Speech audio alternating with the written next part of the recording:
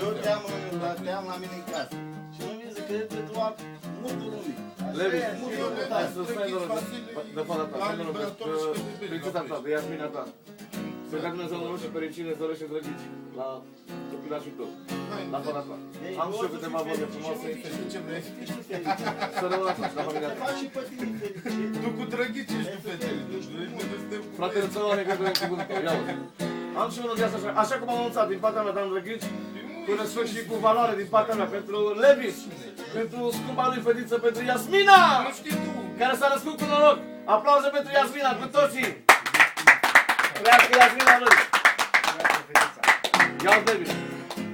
Dacă mi s-a născut fata mea, viața mea acum este asta, dar și banii au apăsat. Doamne, pe aici, pe la Londra, de când mi s-a născut fata mea, viața mea acum este alta, dar și banii au altă stări, au altă stări, când și-o pe foc pentru Iasmina. Iasmina, Iasmina, fata mea, ce mult te iubește tata.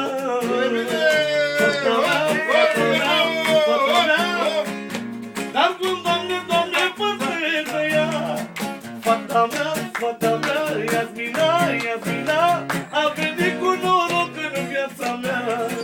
Iasmina, fata mea, ce cântă Drăghici pentru ea. Ia uite. Vorbesc eu cu omul să plec cu eu cu partea cu tovarășii mei și... Lasă mă eu. Știu să mănânc fata mea, știu.